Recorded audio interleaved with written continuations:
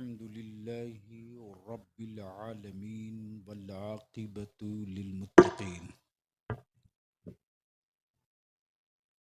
वस्सलातु वस्सलामु अला सय्यिदिल मुरसलीन व अला आलिहि व सहबिहि अजमईन अम्मा बाद फ़अऊज़ु बिल्लाहि मिनश शैतानिर रजीम बिस्मिल्लाहिर रहमानिर रहीम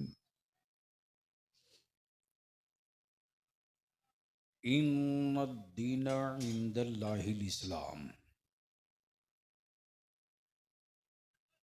आमन्तु बिल्लाहि सदक़ल्लाहुल अज़ीम व सदक़ रसूलुहुन नबिय्युल अमीनुल करीम व नहनु अला ज़ालिका लमिनश शाहिदीन वश्शाकिरीन वल्हम्दुलिल्लाहि रब्बिल आलमीन। सदर बावक़ार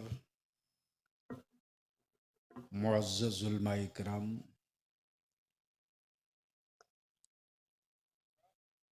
कड़ाके की ठंड में बिस्तर छोड़कर तशरीफ लाए बिरादरान इस्लाम, आप कतई अपने जहनो दिमाग पर ये बात न रखें कि मैं कोई लंबी तकरीर करूंगा, इसलिए कि काम की गुफ्तगू करने के लिए काम के लोग होने चाहिए।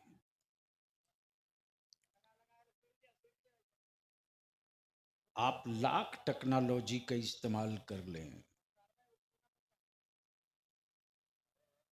लेकिन बिहार में संतरा की खेती नहीं कर सकते।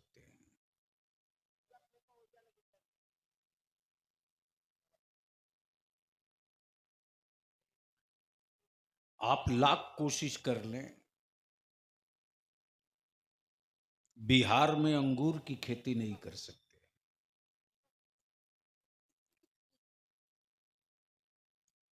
अलग अलग इलाकों में अलग अलग मिट्टी और अलग अलग मिट्टी की अलग अलग। अरे कौन है ये?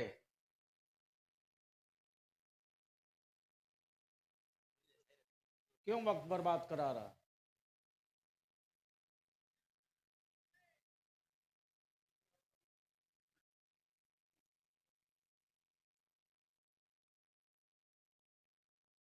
अलग अलग इलाकों की अलग अलग मिट्टी और अलग अलग मिट्टी की अलग अलग तासीर।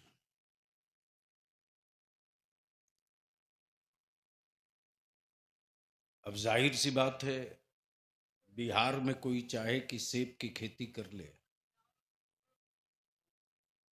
पेड़ लग तो जाएगा किसी तरह, लेकिन फल नहीं दिखेगा।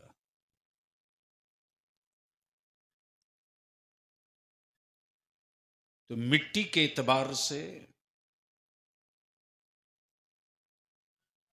खेतियां होती हैं और मिट्टी के एतबार से फल पाया जाता है।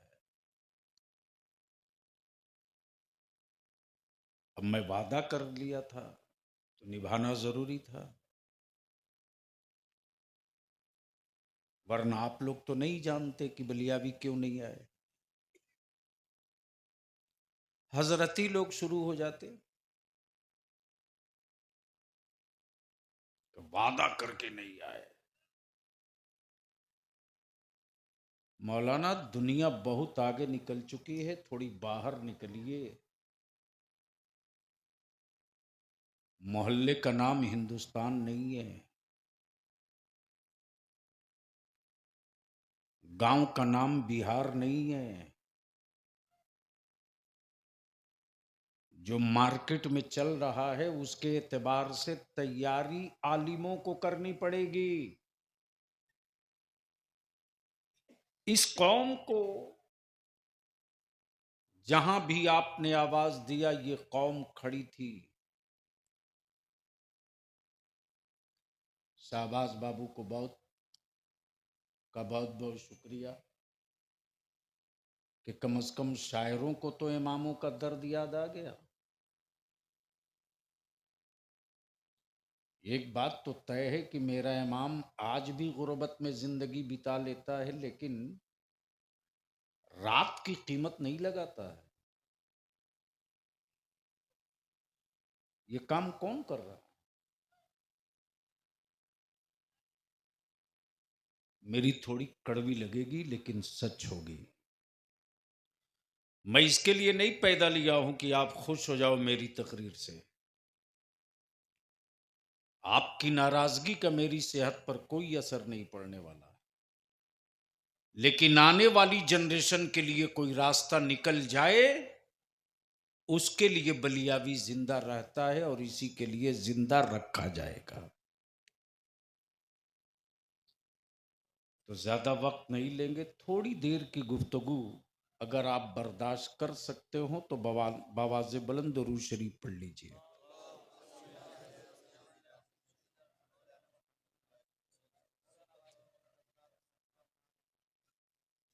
मुझे खूब मालूम है कि सिवान जब गरीब था तो इस्लाम बड़ा मजबूत था। और ये भी तारीख का हिस्सा है। ये जितने बैठे हैं ना, इनमें से किसी को पता नहीं कि सिवान का मजहबी तारीख क्या रहा है और सिवान का सियासी तारीख क्या रहा है। अगर मजहबी तारीख याद होती तो शायद इतना कम मजमा नहीं आता। और जो बाकी बाकी बच गया है वो यूट्यूब वाले पूरा कर देंगे।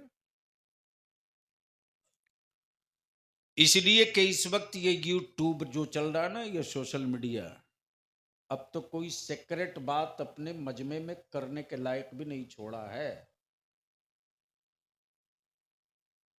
और क्या स्लोगन लगाता है, लूट लिया।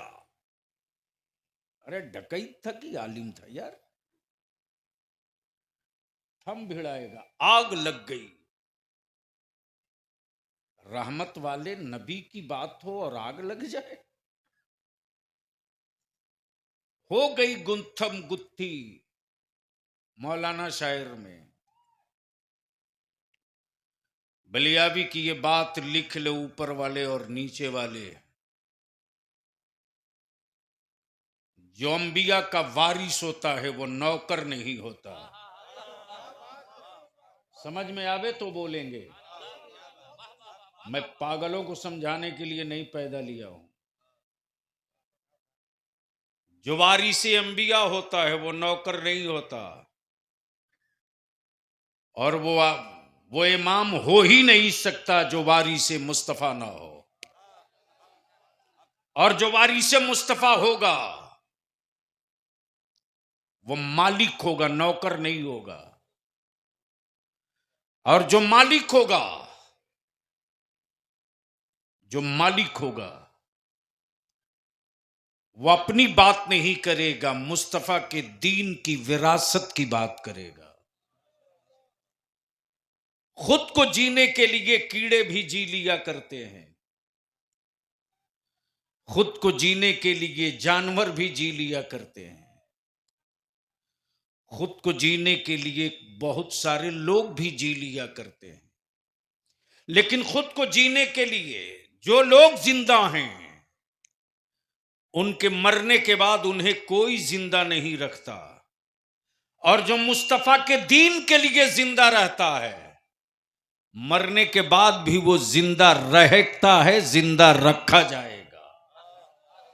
और इस तारीख से कोई इनकार भी नहीं कर सकता। इसलिए थोड़ी सी कड़वी गुफ्तगू सुनने के लिए अपने को तैयार कर लीजिए। इसलिए कि जब मुसलमान अपनी औलादों का सौदा करने लगे तो फिर उसकी औकात बची क्या है कि कोई खरीदने आएगा। इसलिए थोड़ी कड़वी बातें होगी। अगर दिल लगे तो बावाज़े बुलंद दुरूद शरीफ पढ़ लीजिए। अल्लाहुम्मा सल्ली अला सय्यदिना मौलाना मुहम्मदिन बारिक वसल्लिम सल्लु अलैहि सलातुम व सलामन अलैका या रसूल अल्लाह। उलमाए कराम की तवज्जो चाहूं अगर फुर्सत से हो तो। मजहब बहुत है और ये कॉलेजेस स्कूल में और सोशल मीडिया में एक्टिव रहने वाले कायदे से सुन लें। मजहब बहुत है, धर्म बहुत है, लेकिन पूरे वर्ल्ड में, पूरी दुनिया में लैंग्वेज चाहे जो हो, मुल्क चाहे जो हो, बिरादरी चाहे जैसी हो, रंग चाहे गोरा हो के काला, इलाका चाहे तराई हो के पहाड़ी, सहरा हो के बयाबान हो, किसी भी मजहब का पूरी दुनिया में एक निजाम नहीं मिलेगा, एक सिस्टम नहीं मिलेगा। लेकिन पूरी दुनिया में तन्हा इस्लाम है जिसका एक निजाम है।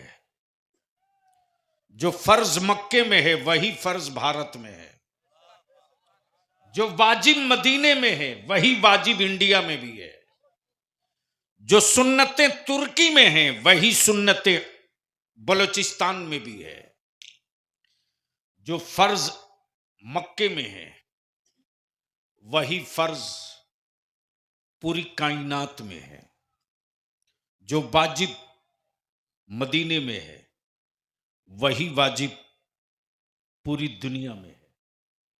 अब जरा सा जहन को करीब कर लीजिए। मजहब की कमी नहीं है, लेकिन पूरी दुनिया में, सारी कायनात में है कोई माई कलाल जो 5 कंट्री में एक मजहब दिखा दे, 5 मुल्क में कोई एक मजहब दिखा दे। सिखिज्म एक मजहब है, पूरी दुनिया में नहीं है। सनातन एक मजहब है, पूरी दुनिया में नहीं है। बुद्धिज्म एक मजहब है, पूरी दुनिया में नहीं है। क्रिश्चियनिटीज एक मजहब है, पूरी दुनिया में नहीं है। लेकिन कुर्बान जाओ मुस्तफा के इस्लाम पर, कुर्बान जाओ नबी के दीन पर। आबादी जहां कहीं भी इंसानों की मिलेगी, शेख पठान मिले ना मिले, इस्लाम जरूर मिलेगा। तवज्जो चाहो।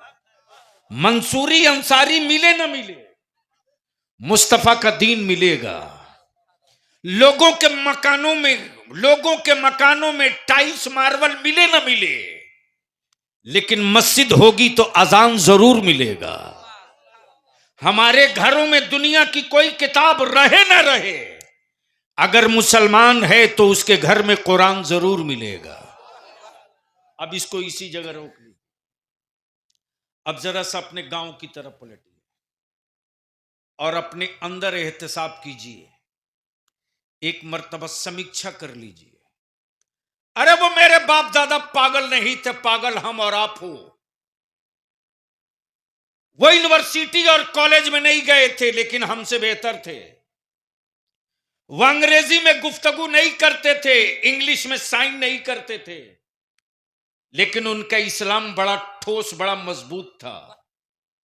उस दौर में कोई मुफ्ती मौलाना गांव में पहुंचे ना पहुंचे, लेकिन नबी का इश्क इतना मजबूत था कि कोई मुफ्ती गया कि नहीं गया इससे कोई बहस नहीं।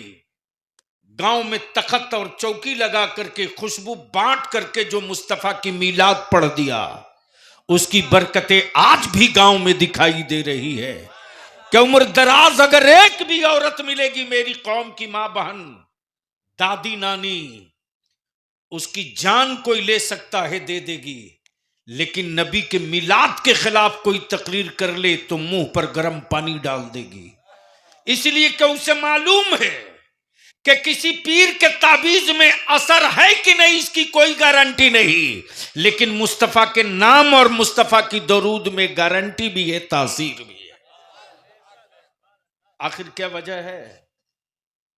कल मदरसे कम थे तो गांव में अकीदा मजबूत था, कल मौलाना कम कम थे तो गांव में अकीदा मुस्तकम था, कल जलसे कम होते थे तो गांव में नबी का इश्क जिंदा था, कल गांव में कॉन्फ्रेंसें नहीं होती थी फिर भी ईमान मुस्तहकम था। आज जलसे भी बहुत ज्यादा, आज मदरसों का जाल फैल गया, कल गांव की मस्जिद कच्ची थी ईमान पुख्ता था। आज गांव की मस्जिदों में एसी और मार्बल तो मिलेगा लेकिन सजदों में खुलूस नहीं मिलेगा।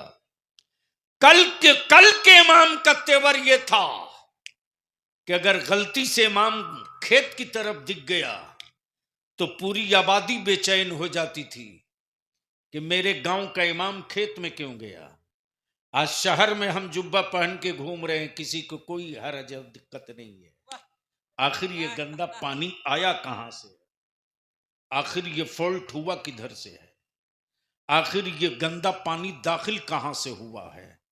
तो उसका एक ही जवाब बलियाबी को मिला है कि जो कल वारिस था आज वो नौकर हो गया, और जब तक ये वारिस रहेगा तब तक ये मालिक रहेगा, और जो मालिक होता है वो कभी नौकर नहीं होता, जो मालिक होता है वो कभी नौकर नहीं होता। इसलिए मैं अपने को थोड़ा सा कंट्रोल कर लूं, 10-5 मिनट ज्यादा वक्त नहीं लूंगा चूंकि तकरीर का वक्त खत्म हो चुका है, और मैं नहीं चाहता हूं कि शोरा इस्लाम के और आपके बीच में दीवार बनूं। आप इत्मीनान से सुने, क्योंकि कल भी मेरे जिम्मे बहुत काम है, सिर्फ जलसे के लिए मैं पैदा नहीं किया गया, जो काम है वो है। एक बार बावाज़े बुलंद दुरूद शरीफ पढ़ लिए तो मैं कुछ अर्ज कर दूं। मैंने दुरूद शरीफ पढ़ने को कहा है, अगर याद हो तो पढ़ लीजिए।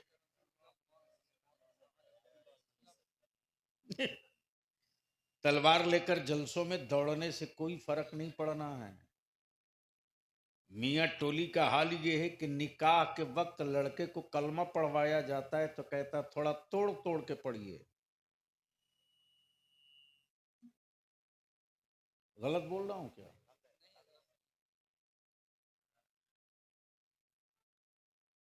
क्या हुआ बाबू? अच्छा, शुक्रिया आपका।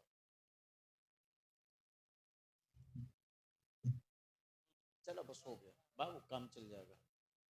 इधर उलमाए कराम पर भी गिर रहा, देख लो। अब क्या कीजिएगा।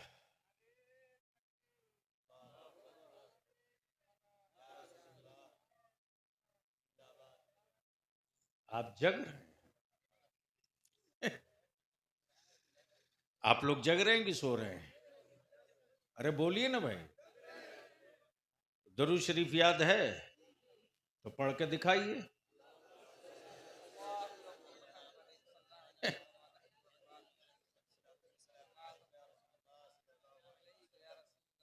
अल्लाह रब्बु मुहम्मदिन सल्लल्लाहु अलैहि वसल्लम नहनु इबादु मुहम्मदिन सल्लल्लाहु अलैहि वसल्लम। बस तवज्जो चाहूं, इस्लाम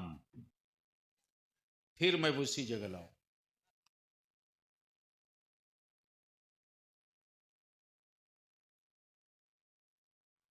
मिट्टी भी अगर ला देंगे नागपुर की तो भी बिहार में संतरा नहीं होगा। कश्मीर भी की भी मिट्टी लाके लगा देंगे तब भी सेब नहीं होगा। लाख सर पटक करके नई टेक्नोलॉजी और नए केमिकल का इस्तेमाल कर लेंगे फिर भी नासिक का अंगूर नहीं होगा।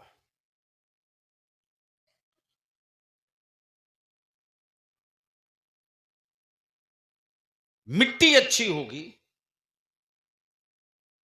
फसलें अच्छी होगी। मिट्टी अच्छी होगी तो फल अच्छा होगा। मेरी गुफ्तगू को बहुत संजीदगी से सुनना मेरे भाई। शायद मेरी गुफ्तगू आपके दिल में कहीं चुभ जाए तो ये तकरीर नहीं, एक जनरेशन बदल सकते हो आप। कैंसर के मरीज को उतने ही दिनों तक आप जिंदा रख सकते हो जब तक कि ब्लड उसका ट्रांसफर होते रहे। इसलिए कि उसकी बॉडी में, उसके ब्लड में इस कदर वायरस और कीटाणु आ गए हैं कि हर 3 महीने के बाद ब्लड बदलना ही पड़ेगा। और वायरस की स्पीड अगर बढ़ गई तो हर 2 माह के बाद बदलना पड़ेगा। लेकिन ब्लड बदलते बदलते आप कुछ दिनों तक जिंदा रख सकते हो, सेहत के साथ बहुत दिनों तक जिंदा नहीं रख सकते। ब्लड बदल देने से कुछ दिनों तक जिंदगी चल सकती है। जो हमारे समाज में, जो हमारी मिल्लत में, जो हमारे घरों में, जो हमारे खानदान में, जो मुसलमानों की आबादी में बुराइयां आ गई हैं, ये कैंसर से ज्यादा खतरनाक है। इनकम करना ही कमाई नहीं है, बल्कि कमाई को बचा लेना ये भी एक कमाई है। इस वक्त सबसे ज्यादा महंगा निकाह सिवान गोपालगंज छपरा में है। बोलो सही बोल रहा हूं कि गलत? अरे बोलो ना। क्यों?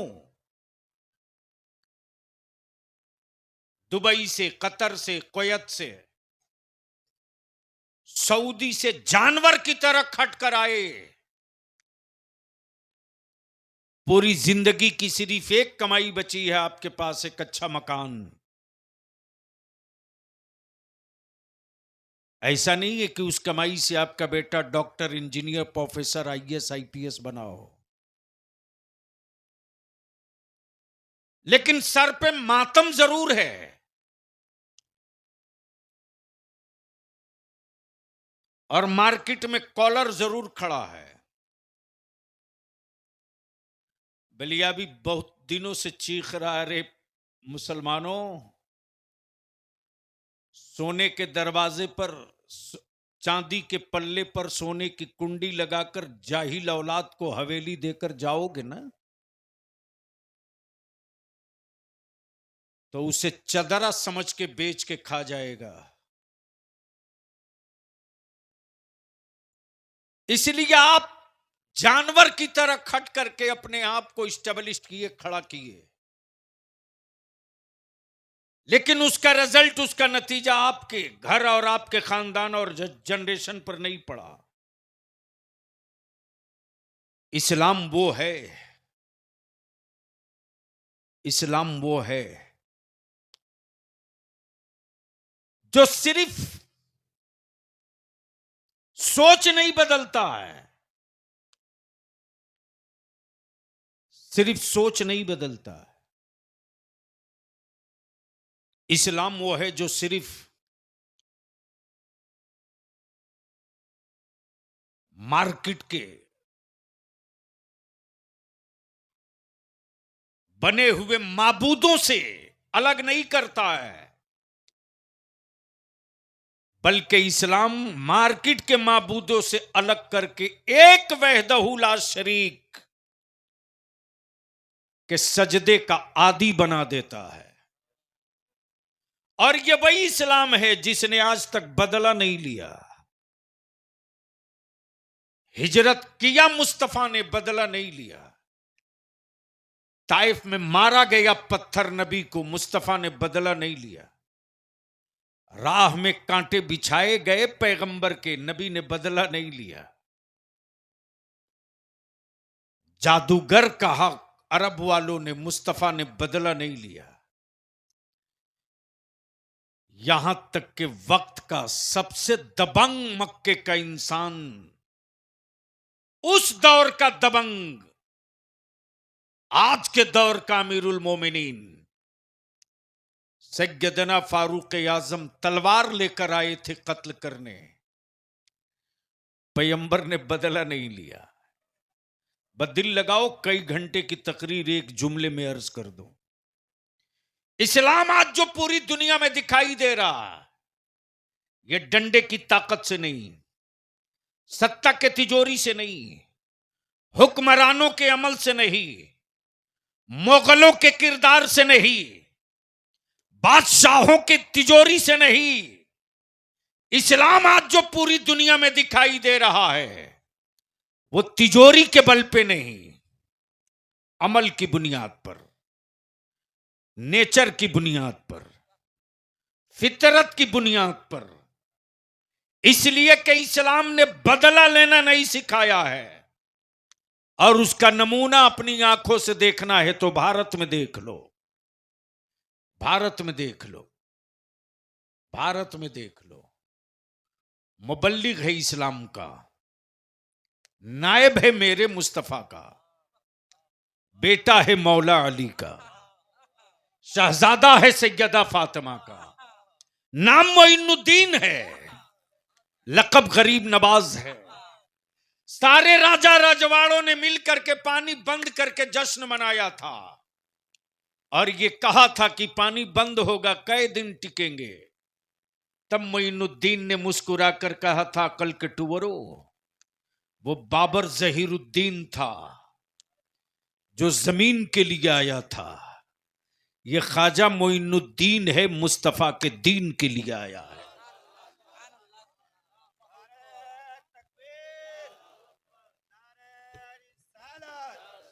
अज़मत इस्लाम, नारे तकबीर।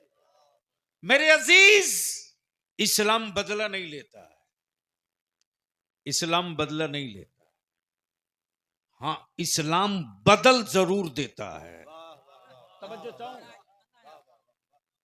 अगर पढ़े लिखे हो तो सुन लो, एक जुमले में कई घंटे की तकरीर है। इस्लाम बदला नहीं लेता है, इस्लाम बदल देता है। बदला नहीं लेता, बदल देता है। बद्र में उतरा, बदल दिया। खैबर में उतरा, बदल दिया। उहद में उतरा, बदल दिया। करबला में उतरा, बदल दिया। भारत में उतरा, बदल दिया। चाइना में उतरा, बदल दिया। जहां जहां इस्लाम उतरा है वहां वहां बदल दिया है। और बदला तो इस शान से बदला कि जो सर सबके सामने झुकता था वो सिर्फ एक खुदा के सामने झुकने लगा। जो नापाकियों में डूबे रहता था वो पेशाब के कतरों से भी बचने लगा। जो शराब की भट्टियों में पड़ा रहता था वो मस्जिदों के मुसल्ले पर दिखने लगा।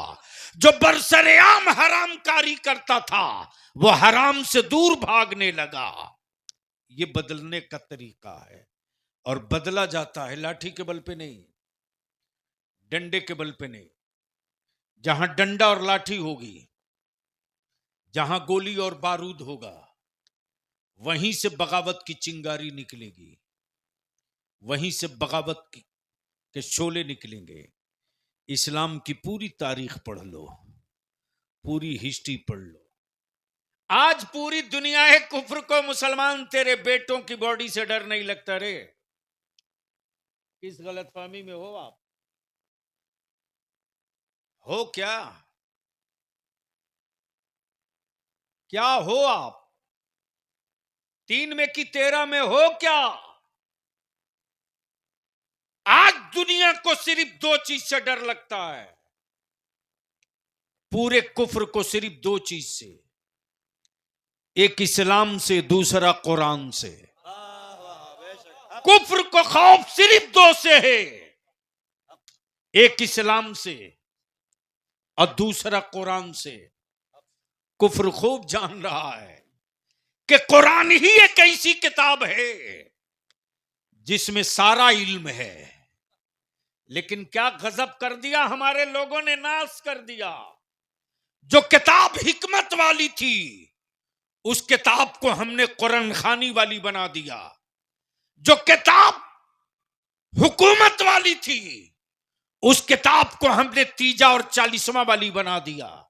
जो किताब साइंस और टेक्नोलॉजी की थी उस किताब को हमने जियारत वाली बना दिया। सच ये है कि ये 2G स्पेक्ट्रम किसकी देन है? कुरान की। जमीन के छुपे हुए खजानों की तलाश किसकी देने? कुरान की। आसमान के लेयर, आसमान के लेयर कई मंजिल है, इसका पता कोई आज तक उड़ के लगाया क्या? लगाया हो तो बताओ। लेकिन यह भी तय है कि पूरी दुनिया में जो ठग कहीं नहीं पैदा होता है वह हमारे इंडिया में पैदा होता है। इसीलिए कि नटवरलाल अमेरिका में नहीं, इसी सारण कमिश्नरी में था ना। अब बच क्या गया है? पहले गिट्टी और मिट्टी बेचते थे, अब तो आसमान का चांद भी बेचने लगे। माफ करना मुसलमान, अगर अकल अल्लाह ने दी है तो पलट पीछे और देख दुनिया कहां गई, तू कहां है। रेड़ी के तेल से दिया जला था गांव में, चेंज हुआ तो आ गया तीसी और तीसी के तेल पर और मोबिल डीजल पर। फिर चेंज हुआ इलेक्ट्रिक पर, फिर चेंज हुआ सोलर पर। हम अपने उलमा से विनती करके हाथ जोड़ के कहेंगे बहुत हो गया, अब बहुत हो गई फजीलत की बातें। जरूरत की तरफ अपनी नस्लों को पलटाना पड़ेगा, वरना फजीलतें सुन करके हम जरूरतों का कत्ल करते रहेंगे। फजीलतें हैं लेकिन नमाज से बड़ी फजीलत किसी में नहीं है, रोजे से बड़ी फजीलत किसी में नहीं है, हज से बड़ी फजीलत किसी में नहीं है।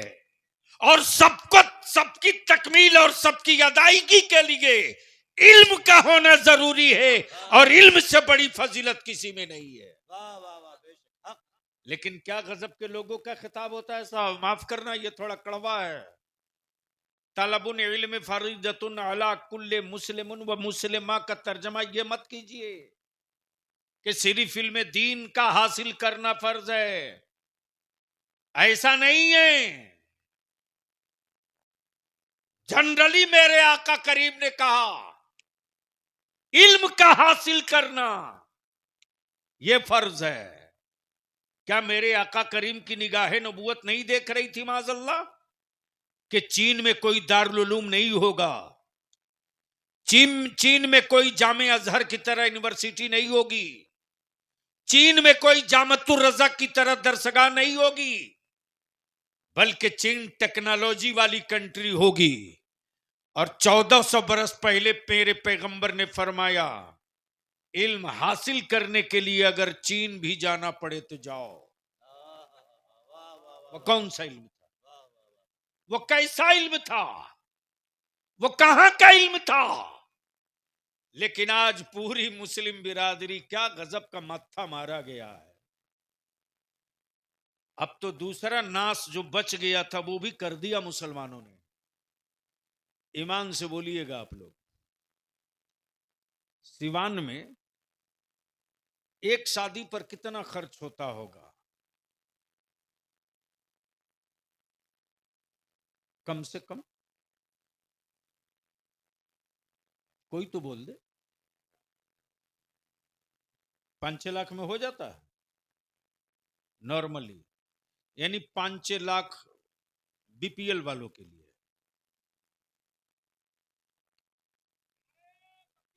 ए बैठ, बैठ जा, बैठ जा। मौलाना वो वाला जिन्नात वाले रूम में इसको बंद कर दीजिएगा, एक हफ्ता अपने गांव में रखिए। मुसलमान, कभी आपका जमीर आपसे पूछा ये कौन सा गांव है? लकड़ी मकरियार, बड़ा लंबा नाम बा हो।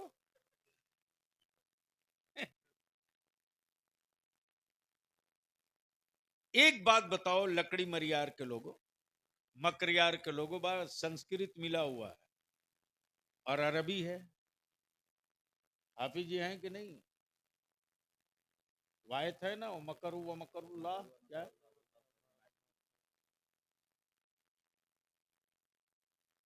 यानी अरबी पढ़ करके भी लोग अरबी समझ ना सके। और ये बात तो पक्की है, कुरान उतरा मक्के और मदीने में, और कुरान पढ़ने का हक अदा किया मिस्र वालों ने, और कुरान समझने का हक अदा किया बरेली के इमाम अहमद रजा ने। वाह वाह वाह वाह। ये तारीख का हिस्सा है। तो बीपीएल वाले की शादी में कम से कम 6 लाख, यानी जो पंचर भी साटेगा उसको अपाची चाहिए।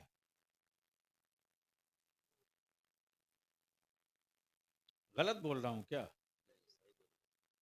यानी हद तो यह कि विकलांग को भी बाइक चाहिए तो चाहिए,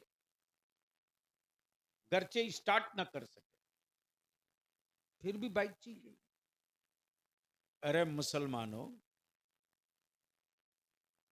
किस खाई में अपनी नस्लों को दफन कर रहे हो? कहां जा रहे हो? अगर आंखों की रोशनी बची है तो सिवान की सड़कों से गुजरते हुए मंदिरों को देख लेना। लोग अपने खूने जिगर की कमाई बचाने के लिए तुमसे ज्यादा दौलत रखने के बावजूद भी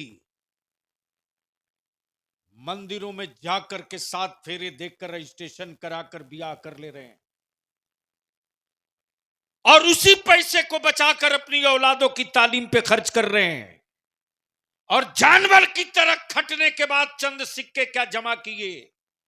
न बेटा तेरे हाथ में बचा है, न बेटी तेरी हाथ में बची है, न घर की आबरू तेरे पास बची है। और अगर इसका खुली आंखों से नंगी नाच देखनी हो तो सिवान के होटल और बाजारों में देख लो, क्या नजारा दिखाई देता है। यह हक बात है, इसको कबूल करनी पड़ेगी। इसलिए कि जेब में पैसे आपके जरूर बच गए हैं, मकानों में टाइल्स और मार्बल जरूर दिख रहा है, लेकिन घरों में जो सैयदा फातिमा ज़हरा की कनीजों की तासीर थी मुसल्ले में, वो मुसल्ला तेरे घर से गायब हो चुका है। वो आबरू और वो हया की चादर तेरे घर से गायब हो चुकी है। और जब तक हया की चादर बाकी थी तब तक तावीज की जरूरत नहीं पड़ती थी। माएं 3 मर्तबा आयतुल कुर्सी पढ़ के दम कर देती थी। जो बच्चा दूध नहीं पीता था वो दूध छोड़ने को तैयार नहीं। क्या तब्दीली आई? कहां है आप? निकाह सस्ता करो। और ये जो आग लगी है पूरे मुस्लिम समाज में, माफ करना, ये गरीबों के छप्पर से नहीं आई ये आग, ये अमीरों की कोठी से निकली है लानत की आग। यह दौलत कमाने वाले और दौलत जमा करने वालों की ज़हनी अय्याशियों की देन है कि आज मुसलमानों की बेटियां बोझ बन गई, बोझ। एक पुश्त तो आप निभा लोगे दौलत के बल पर, आने वाली नस्लें और आने वाली जनरेशन की आबरू के कातिल के नाम से आप याद किए जाओगे। लिख लो जो बलिया भी कह रहा है। और पूरे गांव का कोई ठीक, पूरे जिला का कोई ठिका नहीं ले सकता। तहरीक बेदारी का एक ही इशू है, गांव को बांधो। जब तक गांव नहीं बंधेगा तब तक तकरीरों से कुछ नहीं होगा। और जहां जहां तहरीक बेदारी हो गई है इदारे शरिया की, हिम्मत है तो कोई आर्केस्ट्रा ले जाके दिखा दे। है औकात किसी सेठ की तो पटाखा और बाजा बजवा के दिखा दे। हाँ हाँ, तहरीक बेदारी का ये जलवा दिखा है कि जिस लड़की वाले ने 3 लाख रुपया नगद ले चुका था तिलक के नाम पर, तहरीक बेदारी के बाद वो 3 लाख रुपया लड़की वाले के दरवाजे हाथ जोड़ के ले जाके वापस करके कहा है रिश्ता आप ही के बेटे से होगा, लेकिन अब ये पैसा हराम का पैसा नहीं चाहिए। मस्जिद में निकाह करूंगा, अपनी बहू रुखसत कराकर घर ले जाऊंगा। अल्लाह ने मेरी आंखें खोल दी है, इसलिए कि बेटी आपकी जरूर है, बेटी आपकी जरूर है, लेकिन कनीज है सैयदा फातिमा की। और मुझको मैं तो बस यही कहना चाह रहा हूं मेरे अजीज, अंगूर के लिए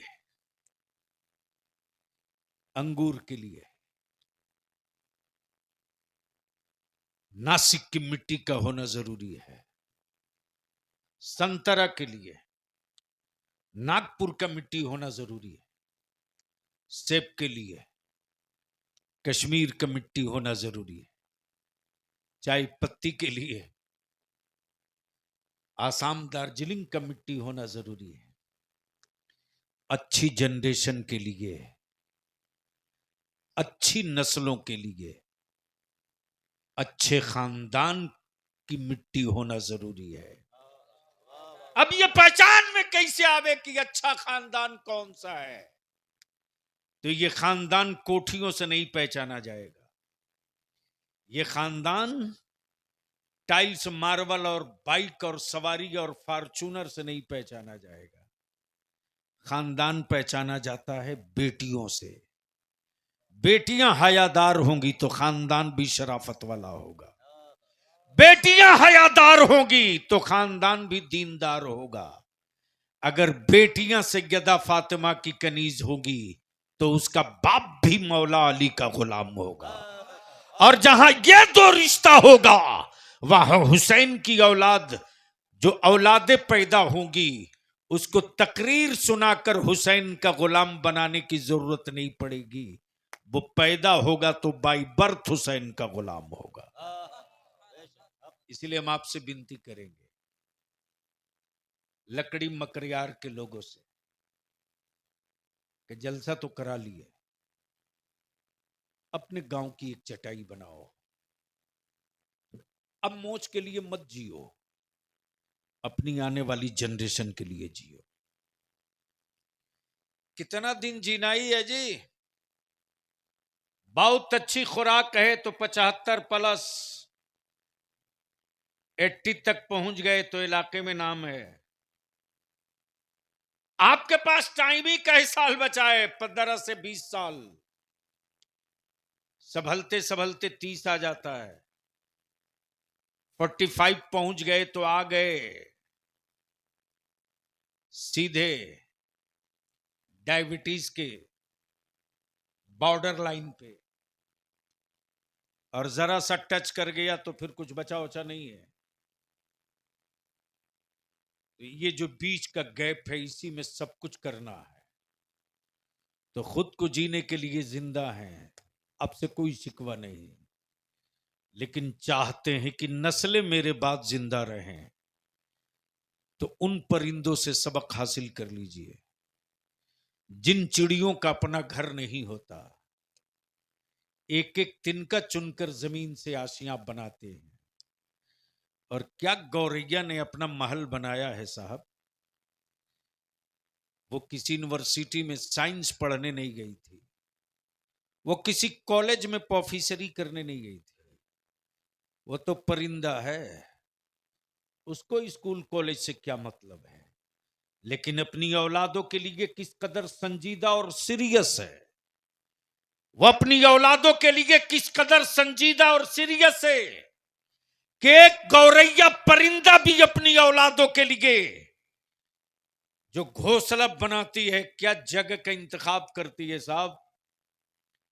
ताड़ के पत्तों के बीच, नोक पर खजूर के कांटों के बीच घोंसला डालती है ताकि उसकी नस्लों का कोई कातिल अजदहा और सांप उस तक न पहुंच सके। और एक एक तिनके चुन करके क्या खूबसूरत हवेली बनाई है साहब। मजाल है किसी इंजीनियर की जो उन तिनकों को तलाश कर बता दे कि कौन सा तिनका कहां से शुरू होकर कहां खत्म हुआ है। एक तिनका खींचकर कोई निकालना चाहे तो मुमकिन नहीं है। ये पोजीशन और ये हैसियत है। बाहर मुसलमान, तेरी अकल को क्या हो गया अल्लाह के वास्ते।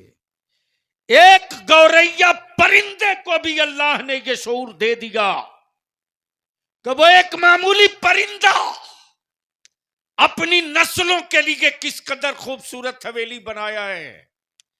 उसी उसी उसी उसी तिनके के घोंसले में दो दो महल बना रखा है। क्या आर्किटेक्टर का दिमाग है साहब, क्या इंजीनियरिंग का छोटा सा परिंदा है दिमाग रखा है। ताड़ के पत्तों तक की नोक तक सांप नहीं जा सकता और खजूर के कांटों के बीच से सांप गुजर नहीं सकता। इसी बीच में अपनी नस्लों को जिंदा रखने की एक हवेली बना दी है।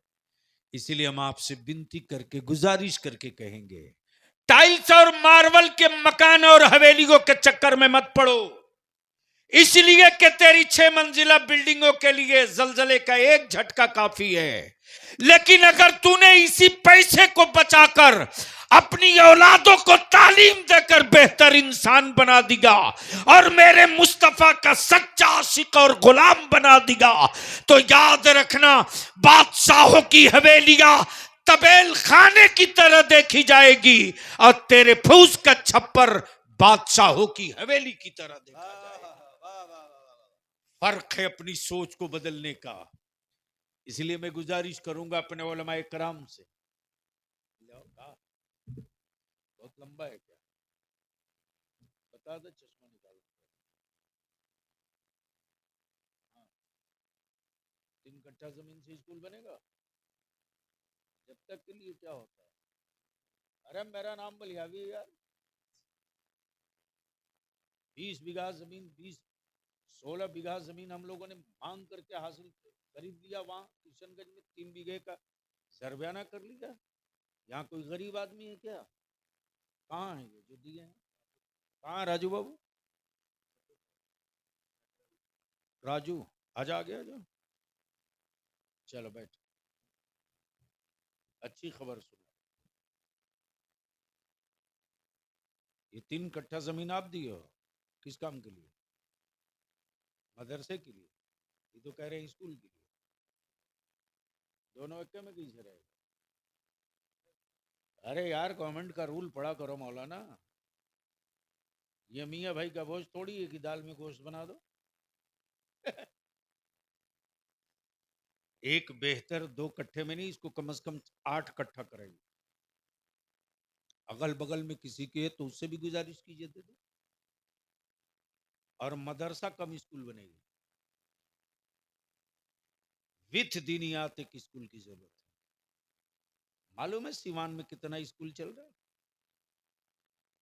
बड़े बड़े लाखपति करोड़पति पड़े हैं, बेटा दिन भर में 20,000 रुपया सीवान में मार्केट में उड़ाता है, लेकिन ये तौफीक नहीं होती है कि एक ऐसा स्कूल बना दें जिस स्कूल के जरिए हमारे बच्चे एएमयू में, जामिया मिल्लिया में, जेएनयू में कंपटीशन के एग्जाम में फाइट कर सके।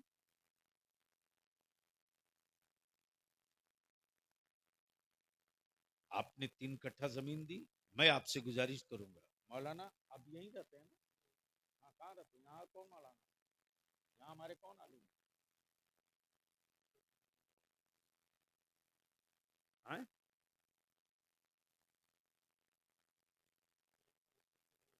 चलिए कहीं गए होंगे।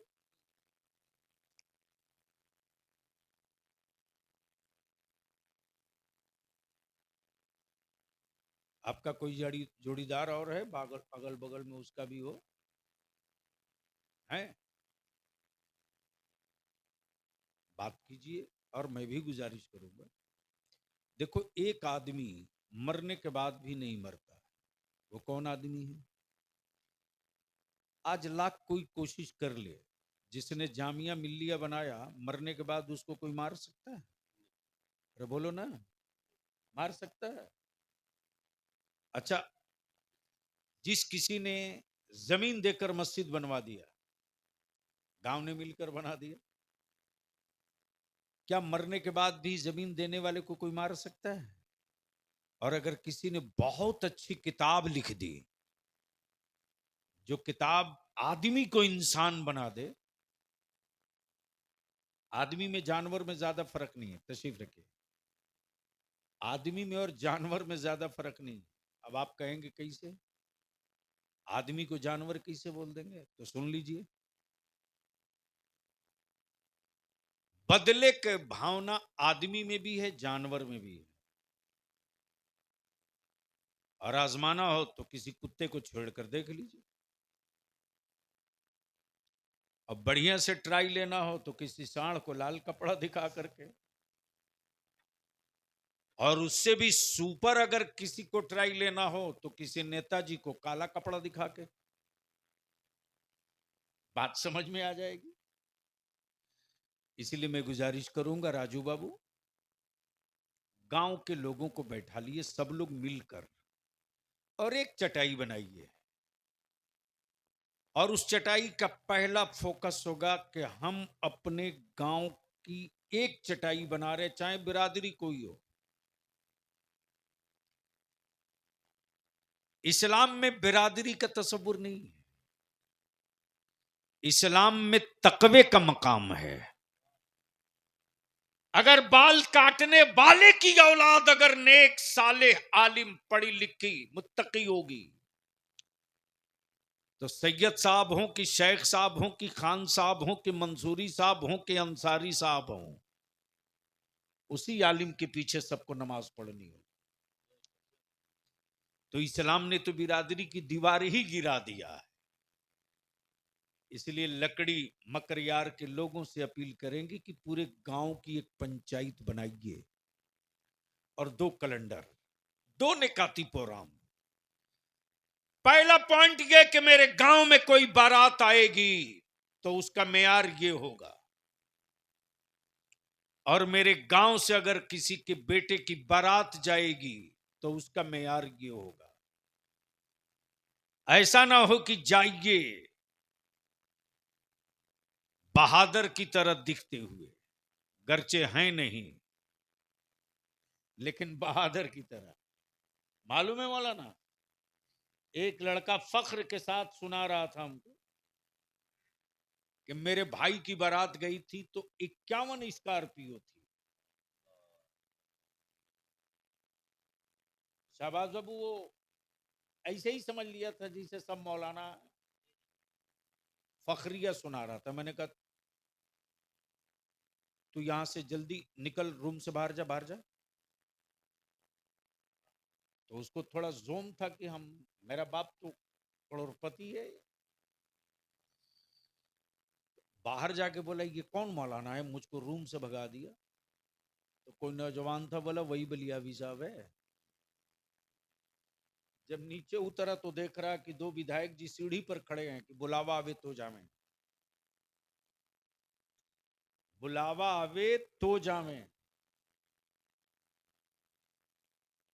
जब मैंने कहा भेज रे, कौन आया है, एमएलए साहब को भेज,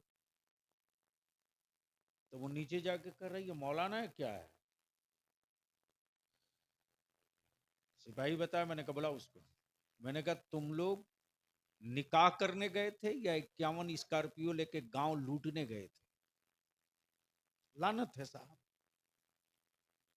अल्लाह के वास्ते उसी पैसे को बचा लो और बचाकर अपनी औलादों को पढ़ा लो। इतने बड़े सिवान में इतने धन्य सेठ हो, लेकिन तेरी औलादों में पूरे कमिश्नरी में शायद हर साल कोई एक बच्चा बीपीएससी निकाल पाता हो। यूपीएससी कहां छुओगे जी, बीपीएससी की बात कर रहा हूं। तो इसी दौलत से क्या फायदा जो दौलत तेरी औलादों को आदमी ना बना सके, जो दौलत तेरी औलादों को सैयदा फातिमा की कनीज ना बना सके, जो दौलत तेरे घर से इस्लाम और अजमत इस्लाम को बाहर कर दे, वैसी दौलत से क्या फायदा। इसलिए गांव के लोगों एक चटाई बनाओ, चटाई। पहला प्रोग्राम ये कि हम निकाह सस्ता करेंगे और अपने गांव में भी जो बारात बुलाएंगे वो सस्ती बुलाएंगे। अब तो साहब गांव में इतनी दूरी हो गई कि मेहमानों को खाना खिलाने के लिए होटल से कॉन्ट्रैक्ट पर आदमी बुलाए जाते। न इस्लाम बदला है, न इस्लाम की पाकीज़गी बदली है। मुसलमान आप बदले हो, आपके घर का निजाम बदला। कल गांव में जमीन पर चटाई बिछाकर खिलाते थे लोग तो रिश्ता समझ में आता था। अब वेटर खिलाता है तो रिश्ता नहीं, कांटेक्ट समझ में आता है। रिश्ते को बहाल करना है तो खुद से दस्तरखान उठाना सीख लो। रिश्ते को मजबूत बनाना है तो खुद से प्लेट लगाना सीख लो। रिश्ते को बिरादरी में नहीं खून में तब्दील करना है तो मेजबानी का तरीका मौला अली से सीख लो। अगर ये लौटा दोगे तो याद रखो तुम चाहे जहां रहो तेरे घरों में इस्लाम मजबूत रहेगा। इसलिए आखिरी जुमला नौजवानों से कहूंगा, निकाह नहीं किए हो और अगर करना चाहते हो या उम्र हो गई है, इरादा है, तो बीवी मत तलाशो। बीवी तलाशोगे तो रंग ढूंढोगे, बीवी तलाशोगे तो कलर ढूंढोगे, बीवी तलाशोगे तो जहेज ढूंढोगे। बीवी मत तलाशो, मां तलाशो, अपनी औलादों की मां तलाशो, अपने बेटे की मां तलाशो, अपनी औलाद की मां तलाशो। जब दिमाग में यह बात होगी हमें बीवी नहीं मां चाहिए, और मां वो चाहिए जो मेरी औलाद को सलाहुद्दीन अयूबी का किरदार दे, नूरुद्दीन जंगी का अमल दे, बहाउद्दीन का हौसला दे। जब मां इसी होगी, मां इसी होगी तो वो सीवान के मार्केट की बात नहीं करेगी, खातून जन्नत की तारीख की बात करेगी। वो कपड़ों की रंगीनियत और मखमल की बात नहीं करेगी, वो सैयदा फातिमा ज़हरा की गुर्बत में कनात की बात करेगी। और जब मां तलाशोगे तो शौहर के बुरे वक्तों में खुला की बात नहीं करेगी, बल्कि चट्टान बनकर के सैयदा फातिमा की कनीज की तरह खड़ा होकर कहेगी कि कल सैयदा फातिमा ने मुश्किल दौर में मौला अली के लिए चट्टान बनकर दिखाया था। मैं अपने शौहर की गुर्बत और मजबूरी में फातिमा की कनीज बनकर चट्टान की तरह खड़ी हूं। तुम बाहर की फिक्र करो, मैं घर की फिक्र करूं। रोटी तुम कमाओगे, औलादें हम बनाएंगे। खून तेरा होगा, निजात का जरिया हम दोनों का बनेगा। अगर इसी को समझ लिए तो फिर याद रखो लंबी तकरीर की जरूरत नहीं। दुनिया में डर है कुफ्र को तो सिर्फ दो से, एक इस्लाम से, दूसरा कुरान से। इसलिए कि कुफ्र को मालूम है कि पूरी दुनिया में कोई मजहब नहीं मिलेगा, लेकिन पूरी दुनिया में इस्लाम जरूर मिलेगा। श्रीलंका हो तो क्या हुआ, इस्लाम वहां है। पूरे वर्ल्ड का हिंदू राष्ट्र तनहा है नेपाल, फिर भी इस्लाम वहां है। इसलिए मेरे अजीज, इस्लाम बदला नहीं लेता, इस्लाम बदल देता है। मैं गुजारिश करूंगा राजू बाबू से, उनकी पूरी टीम से, नौजवानों की एक कमेटी, एक टीम तैयार कीजिए और ऐसे लोग हों जो सहन वाले हों। जो जवाब नहीं देना जानता है वही काम करना जानता है, और जो सिर्फ जवाब देना जानता है वो कभी काम नहीं करता। इसलिए कि सवालों का जवाब काम है, सवालों का जवाब काम है। हम नहीं बोलेंगे, हमारा काम बोलेगा। और कुछ लोग ऐसे होते हैं, काम तो होता नहीं है लेकिन वो जरूर होते हैं। अल्लाह तबारक व ताला अमल खैर की तौफीक रफीक अता फरमाए। मैंने कुछ सख्त कह दिया है, अपने लिए नहीं आपके लिए कहा है। यार जिंदा, सोहबत बाकी। अगला प्रोग्राम नाज़िम इजलास।